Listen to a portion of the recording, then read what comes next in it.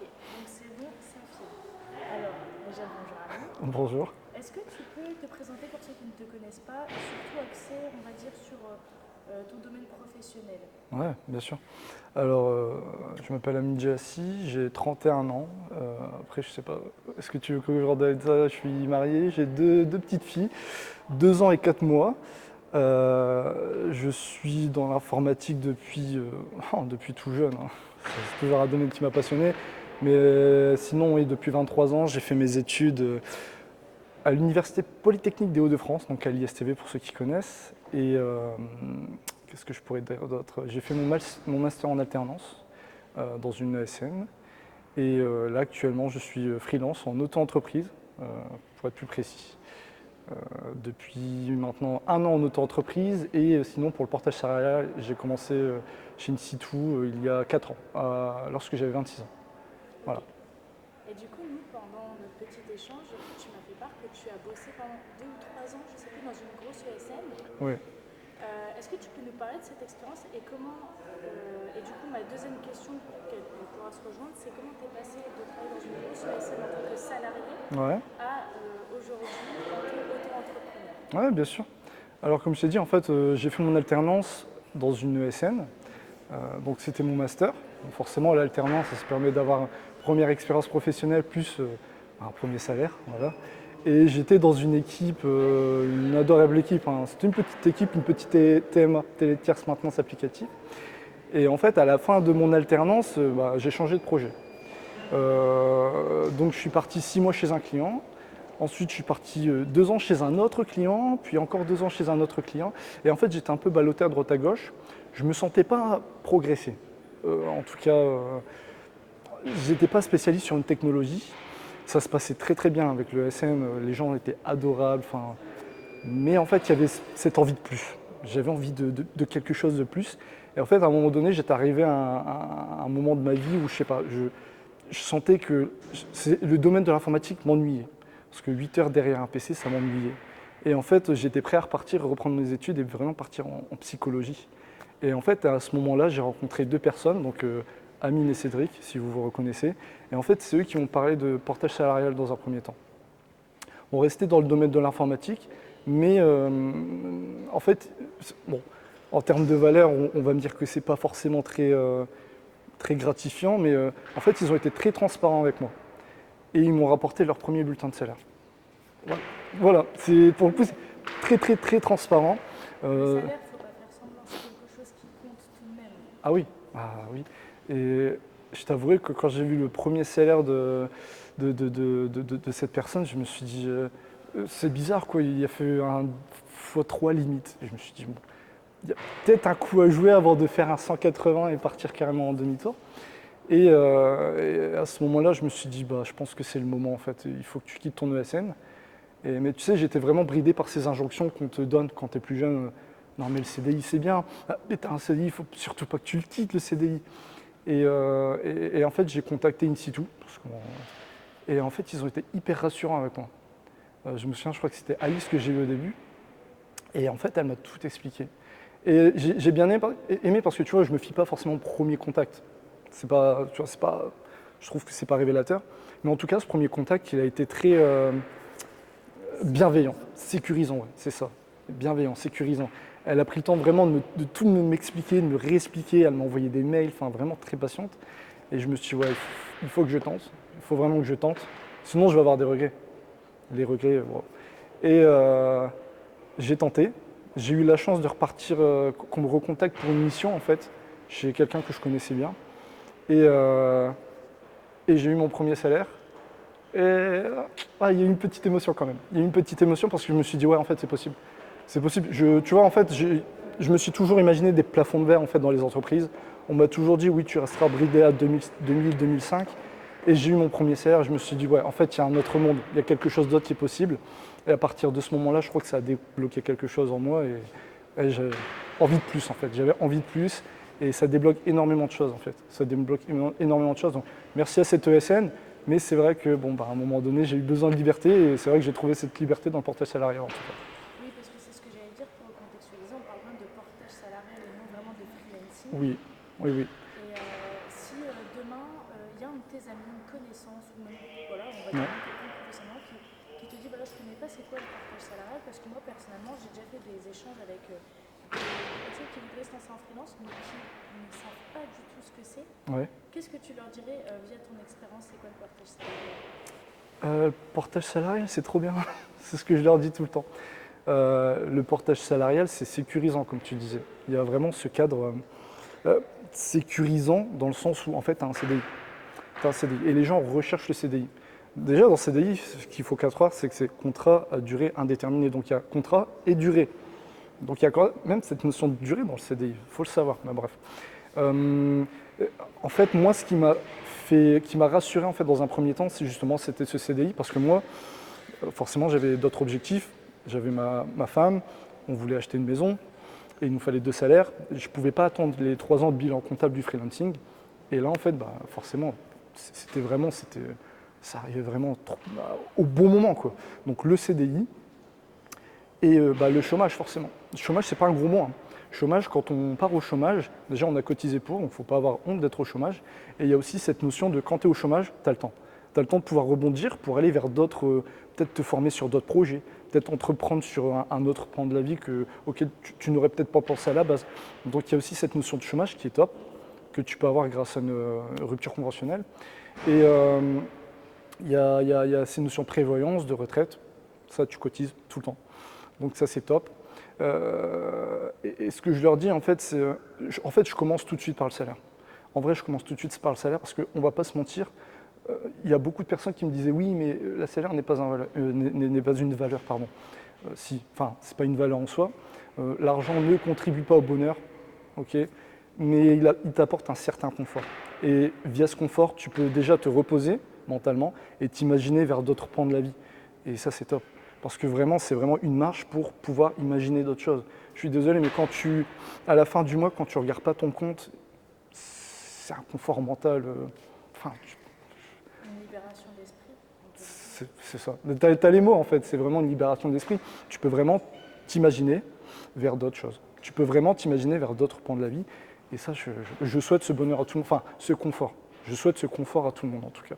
Et c'est parce que je souhaite ce confort à tout le monde qu'à chaque fois que je vois quelqu'un qui me parle justement de ces notions de salaire, des formations. Parce qu'ok, en portage salarial, tu n'as pas ces notions de formation. Tu es vraiment en fait lâché dans la nature, entre guillemets.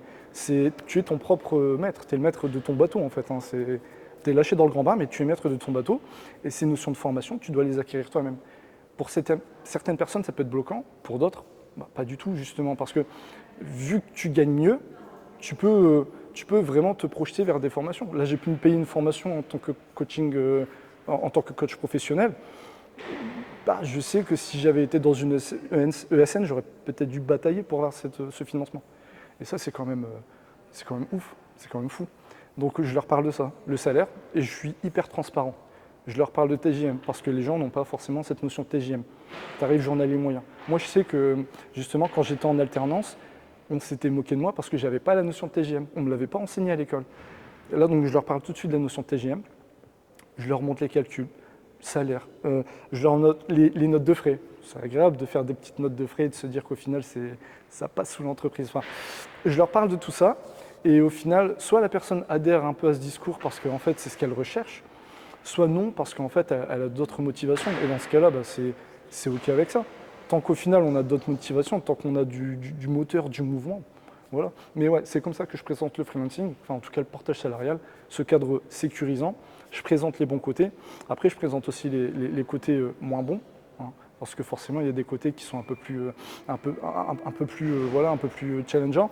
Par exemple, les notions de vacances, forcément, quand tu ne travailles pas, une journée où tu ne travailles pas, c'est une journée où tu fais zéro.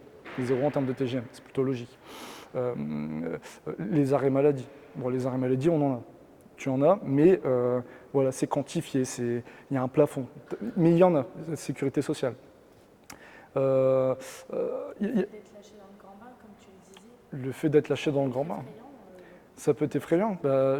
Tu vois, c'est une notion de formation, parce que si tu restes 10 ans dans la même technologie, chez le même client, le monde de l'informatique évolue tout le temps. Là, on est à l'ère de l'IA. Forcément, moi, je m'intéresse à des formations sur l'IA, tu vois. Je sais que je peux me les financer, et ça, c'est hyper gratifiant. parce que je sais que c'est moi qui vais me les financer. Je ne vais pas quémander après une formation et l'entreprise ne va pas mettre 3 ans à débloquer ce financement. Donc ça, c'est hyper gratifiant. Mais donc du coup, pour revenir au côté un peu challengeant, oui, lâcher dans le grand bain, tu es maître de ton dessin, tu es maître de tes formations, ton image. Quand je suis passé en freelancing, j'ai cette notion de personnel branding. Donc je suis là, il faut te montrer un peu sur les réseaux sociaux. Tu vois, c'est ce que je fais pas trop actuellement et c'est ce que là je vais faire. Le fait de savoir se vendre, ça tu vois, c'est pas des hard skills, c'est des soft skills. En tant que freelance, en tant que même salarié porté, il faut vraiment capitaliser sur ces soft skills, c'est-à-dire être agile, s'adapter aux missions, parce que par moment tu vas avoir des missions, mais c'est des missions où au final c'est pas les technologies pour lesquelles tu avais postulé, mais il va falloir s'adapter ou quitter la mission, hein. Enfin voilà, ça c'est propre de chacun. Mais en tout cas, il y a toutes ces notions de soft skills qu'on ne t'enseigne pas et qu'il faut acquérir. Tu vois. La communication, le fait de réseauter par exemple, ça aussi, hein, il y a ces notions. Forcément, plus tu es freelance, plus tu croises de freelance. Tu vois.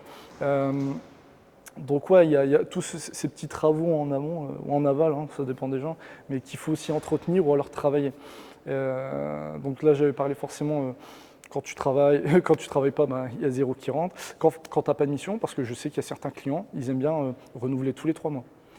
Ça peut être dur pour certaines personnes qui préfèrent se dire, moi j'ai une mission pendant 3 ans, allez, je suis peinard. Non, il y a certaines personnes qui sont renouvelées tous les 3 mois, donc qui sont challengées tous les 3 mois. Et ça, ouais, ça peut être dur. Je l'ai vécu, c'était dur mentalement. Le syndrome de l'imposteur, parce que forcément, quand tu gagnes mieux, des fois, tu as cette réflexion de je gagne bien ma vie, mais comparé à mon collègue qui, lui, est en CDI ailleurs, j'ai eu cette réflexion, je gagne bien trop. Le mec là, déjà, il y a l'estime de soi, la confiance en soi, il y a plein de choses qui se jouent dans ces trucs-là. Mais il fait 2 fois plus que moi et je gagne 2 fois plus que lui. C'est bizarre. Mais, bon, tu vois, il y a ces notions-là. Mais ça, on pourra en reparler peut-être après. Mais ouais, il y a des notions du mental, de psychologie. Je ne vais pas parler de burn-out, mais la culpabilité aussi de prendre des vacances des fois. Se dire, au final, là, je gagne 0. Alors que j'aurais pu gagner de l'argent. Il y a ces notions, ces notions d'argent. Donc voilà, c'est des trucs auxquels il faut jouer, auxquels il faut axer. Et puis, donc voilà. Et justement, tu disais tout à l'heure qu'en ESN, ce qui t'a poussé à partir aussi de ce ESN, malgré que ça se passait bien avec tes collègues, etc., c'était que tu avais l'impression de ne plus apprendre grand-chose, de tourner en rond. Est-ce que du coup, ce changement maintenant aujourd'hui en portage salarial, ça t'a permis d'ouvrir ton esprit sur d'autres choses? Est-ce qu'on peut dire que tu t'ennuies encore là, à l'heure actuelle? Je m'ennuie pas, non. Je m'ennuie pas parce que forcément tu fais. Il y a ces notions. En fait, il y a toutes les notions d'à côté du travail. Tu vois, je dis personal branding, ça te pousse à t'interroger déjà à te questionner sur les réseaux sociaux. Comment j'utilise les réseaux sociaux pour savoir me vendre? Comment savoir se vendre? Comment tu te vends? Comment tu acquiers les bons soft skills pour savoir te vendre? En plus des technologies que tu arrives à gérer. Il y a quoi d'autre? Là, forcément, je vais peut-être parler de. Là, on parle de portage salarial en freelance, mais tu t'intéresses. Pour moi, c'était un gros mot en fait d'ouvrir une entreprise. Ouvrir une entreprise, pour moi, c'était prendre un risque. C'était portage salarial, c'était petit bassin. Après, tu as le freelance. Pour moi, c'était grand bassin. Et tu as les notions d'administratif. Comment j'ouvre mon entreprise? Quelle entreprise j'ouvre? Auto-entreprise, URL, SASU, SARL. Tu vois, toutes ces notions-là, tu entends URSAF. Oh. Ah, c'est le gros mot suprême, URSAF. Hein. Ah, mais bon, ça va, ils sont bienveillants. Dans une certaine mesure, ils sont bienveillants. Tu as le droit de tromper une fois, mais pas 2. Quoi. Mais tu vois, c'était tous ces trucs-là. Tu t'intéresses, je sais pas moi, forcément, vu que tu t'intéresses à des montages financiers. Du montage financier, il faut forcément être un gros crack de la finance dans une entreprise du CAC 40. En fait, non. Non, en fait, c'est accessible vraiment à tout le monde. Moi, je me considère comme monsieur tout le monde. Je ne gère pas des technologies de fou. Moi, je capitalise sur mes soft skills. Hein. Je m'adapte sur chaque projet. Je suis bon en communication, j'arrive à communiquer avec les gens. Enfin, tu vois, voilà. Et vu que je suis monsieur tout le monde, pour moi, en fait, ces notions de holding, par exemple, de SCI, d'investissement dans l'immobilier, pour moi, c'était peut-être un monde à part. Et là, tu vois, je sais que là, maintenant, c'est carrément accessible. Mais c'est carrément accessible, tu vois. Et encore plus, je me suis intéressé au TJM, tarif journalier moyen. En fait, ce qui est intéressant, c'est que quand tu investis en toi, parce que là, moi, je peux me permettre du coup d'investir en moi plus fort, parce que j'ai plus de finances, c'est normal, et je sais que je peux augmenter ma valeur sur le marché et ma valeur personnelle. Et c'est ça au final qui compte, c'est comment tu augmentes ta valeur personnelle pour savoir bien te vendre, pour savoir mieux te vendre, pour avoir un bon TJM, en tout cas un TJM qui te convient, ou alors, je sais pas, capitaliser sur d'autres pans personnels de ta vie, où moi je fais du coaching. Ok, je fais du coaching professionnel, mais je fais aussi du coaching personnel. Et c'est hyper gratifiant. Me dire que ça a pu me servir pour un pan personnel de sa vie. On peut dire que tu t'es vu évoluer personnellement Ah et ouais. professionnellement grâce à ce changement de statut. Parce que c'est pas juste un changement de statut, c'est aussi, voilà, tu te challenges toi-même finalement. C'est un changement anglicisme, mais de mindset, de façon de raisonner, de façon de penser. En fait, tu n'es plus juste un simple salarié. Tu travailles pour toi, pour ta marque, tu travailles pour ta personne, tu travailles pour tes valeurs, et tu travailles pour ta confiance en soi. C'est hyper gratifiant, oui. Moi, je sais que je suis quelqu'un qui a besoin de mouvement en fait, dans la vie. J'ai besoin de me sentir avancé. Et à partir du moment où je suis passé en portage, je me suis senti avancé. Après, à un moment donné, je me suis dit, bon, ok, ça fait 3-4 ans que tu es en portage, va au-dessus. Donc là, freelance. Donc là, je vais peut-être faire 2-3 ans en freelance. Puis après, je me vois faire plein d'autres trucs. Je me vois ouvrir des entreprises, peut-être dans l'IA, je sais pas, peut-être qu'on se reverra dans l'IA, peut-être qu'on se reverra, peut-être que je gérerai, je sais pas, une boîte. Franchement, je sais pas, mais je me vois encore passer un step au-dessus. Et c'est ça qui est. Moi, en tout cas, ça m'a débloqué ça. Ça m'a débloqué ce truc il faut que je sois en mouvement. C'est ce qui me fait du bien. Et portage freelance, donc, niveau du dessus, puis ouais, c'est hyper gratifiant. Donc autant sur le plan personnel, je me sens avancer, je me sens mûrir, je me sens évoluer. Et sur le plan personnel, mais je dis personnel, professionnel. Sur le professionnel et le personnel, je me sens mûrir. Et puis, tu vois, j'ai 2 petites filles. J'ai envie de les élever en étant des petites lionnes, tu vois. Et j'ai envie de leur donner aussi cet esprit entrepreneurial. Parce que des fois, que ce soit les parents ou alors des figures d'autorité, ils nous font des injonctions. C'est soit tu fais ça bien, soit tu le fais pas. Non, reste dans ton CDI, c'est un confort. Tu vois, tous ces petits trucs qu'on t'a dit quand tu étais plus jeune, oui, l'entreprise n'ouvre pas parce que tu vas vite être en faillite ou bien quoi. Mais non, en fait, moi je fonctionne par baby step, c'est les pas de bébé. Combien de fois un bébé se casse la gueule avant d'apprendre à marcher? Il dit au pire, je passe en portage, je passe en freelance, je me casse la gueule, c'est pas grave. Je mets mon matelas de confort, parce qu'on parle toujours de ce matelas de confort, 6 mois de finances de côté, au moins je peux rebondir. Au moins, j'ai une femme et 2 enfants, j'ai un crédit maison, je peux rebondir. Voilà, c'est comme ça que j'assure mes arrières. Je peux rebondir. Mais j'ai envie de laisser à mes fils ce petit truc du papa est entrepreneur, papa a ouvert sa boîte, papa a avancé dans la vie. Moi, après, c'est mes valeurs à moi. Chacun ses valeurs, chacun ses zones de confort, ses zones d'évolution. Moi, c'était mes valeurs à moi et c'est comme ça que je me sens en mouvement en tout cas. Et justement, là, on parlait quand même de vachement les côtés positifs. Ouais. Mais toi, quand tu fais ça en tant qu'auto-entrepreneur, je suppose que tu as dû rencontrer des difficultés, Ouais. des petits obstacles, des petits coups durs. Ah oui. Ouais, Tu peux un peu nous en témoigner? bien sûr. C'est la chose que je racontais tout à l'heure, hein, ce syndrome de l'imposteur que j'ai eu vraiment pendant 3-4 ans. Hein. Je pense que ça s'est débloqué en vrai il n'y a pas longtemps, en faisant du coaching entre coachs. Mais ouais, syndrome de l'imposteur. Oh, mon Dieu. Quand tu es là, tu te dis, bon, je gère aucune technologie. Je ne suis pas un spécialiste. Alors que dans ma tête, on m'a toujours dit, tu vois, ces injonctions, un freelance, c'est forcément un spécialiste. Ah, c'est ancré en toi quand même. Hein. Pour débloquer ces trucs, casser ces croyances, parce qu'il y a beaucoup de croyances. Mon Dieu. Mais en fait, le plus important, c'est d'en prendre conscience et c'est d'en parler. C'est beaucoup communiquer entre freelance. Moi, je communique énormément. J'ai aucun tabou à parler de ce qui se passe dans ma tête, ce qui se passe dans mon cœur, enfin les émotions, les sentiments, ce qui se passe aussi en termes professionnels, le TJM, la mission. J'ai aucun tabou. Les gens me contactent sur LinkedIn. Les gens me contactent sur LinkedIn, des inconnus que je connais ni d'Ève ni d'Adam, je ne les connais pas, et ils me disent oui, je t'ai vu, je t'ai vu dans les soirées in situ et tout, est-ce qu'on pourrait parler, est-ce que tu aurais un peu de temps? Je fais vas-y, on se fait un meet, 30 minutes, Google Meet, on se fait un meet, 30 minutes et puis on en parle. Ce meet, au final, il passe de 30 minutes à 1h30, Mais moi, je suis super content parce que ça permet d'échanger avec les gens, ça permet de casser les croyances. Moi, ça m'a permis aussi de réduire ce fameux syndrome de l'imposteur. C'est top. Il y a donc ces blocages, il y a aussi les burn-out. Moi, je sais que pendant 3 ans, j'ai pas pris de congé. 3, 4 ans, 4 ans, 5 ans, parce que là, ma femme, elle m'a quand même dit, bon, ce serait bien que tu prennes quand même 2-3 jours, parce que j'ai fait mariage, j'ai pas pris de congé. J'ai enchaîné directement la même année avec la maison, plus le bébé, j'ai pas pris de congé. En faisant des congés, en faisant des travaux dans la maison, soir, midi, et très tôt le matin, je prenais pas de congé. Je pensais vraiment tout le temps à, il faut que j'augmente mon CA, il faut que je sois bien rémunéré et tout. Et naissance de mes 2 enfants, j'ai dû prendre 2-3 jours.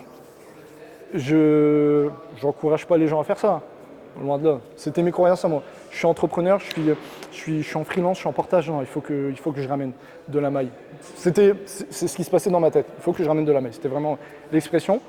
Et ouais, il faut faire attention. Faut faire attention à ces notions de. Faut se reposer. En fait, c'est un marathon. Hein. C'est un marathon. Et des fois, comme dans tout marathon, en fait, il y a des ravitaillements. Le ravitaillement, c'est les vacances. Il faut prendre des vacances. Ça, je le conseille. Syndrome de l'imposteur, il faut parler avec les gens, il faut communiquer. Communiquer sur les TGM, communiquer. Il faut vraiment communiquer. Surtout, il faut échanger. Il n'y a que ça qui permet en fait de casser toutes ces croyances. Il faut en parler. Il ne faut pas les garder pour soi, il faut vraiment parler, communiquer. Allez-y, vraiment, je vous encourage. Contactez-moi, on peut échanger, il n'y a pas de souci, mais il faut vraiment échanger. Et je sais que, c'est pas pour me vanter, je reste vraiment dans. Mais je sais que, en cassant ces croyances, en communiquant de cette manière avec les gens, j'ai pu justement casser certaines croyances chez les gens et ils ont pu se lancer. Soit passer de portage à freelance, soit passer en portage, soit changer de mission. Et ouais, ça c'est hyper gratifiant. Ouais, ça c'est hyper gratifiant. Ça c'est les côtés négatifs. C'est vraiment. Côté négatif, côté à améliorer. C'est portage salarié. La notion de vacances, la notion de freelance. C'est aussi la boule au ventre de ne pas être renouvelé. Parce que moi, à un moment donné, moi aussi, j'ai aussi été renouvelé tous les 3 mois. Je faisais du 7h, 19h, 20h pour essayer de satisfaire le client et vraiment de. Et au final, tu te rends compte que ça te bouffe. Et au final, si le client a décidé qu'il y avait une fin de mission, il y a une fin de mission. Hein. Donc c'est pour ça, il faut vraiment prendre soin de soi et communiquer avec les gens sur ce qui se passe dans vos têtes et dans votre cœur. Voilà. Et pour finir, j'aime toujours demander si tu as envie de dire une dernière phrase pour clôturer cette interview. Tu peux aussi dire retrouve-moi sur LinkedIn si vous voulez qu'on échange, si vous avez justement cette problème de, comme tu disais, le syndrome de l'imposteur. Ouais, Si vous voulez, on peut discuter aussi mon LinkedIn et éventuellement, comme ce sera publié sur le site et YouTube d'Insitu. Par contre, si vous avez plus des questions concernant les TJM, les missions, etc., n'hésitez pas à contacter des personnes de YouTube. Tu le dis vraiment à ta sauce. Ouais, bien sûr. C'est le plus naturel possible. Ça marche. Mais tu peux clôturer ça comme tu veux en tout cas. Ouais. Moi, j'aime bien clôturer, ça va faire hyper cliché, hein, mais c'est cette petite phrase de Nelson Mandela que j'essaie vraiment d'ancrer. Ouais, et j'espère que c'est de Nelson Mandela, sinon je vais me taper la honte. Mais soit je gagne, soit j'apprends.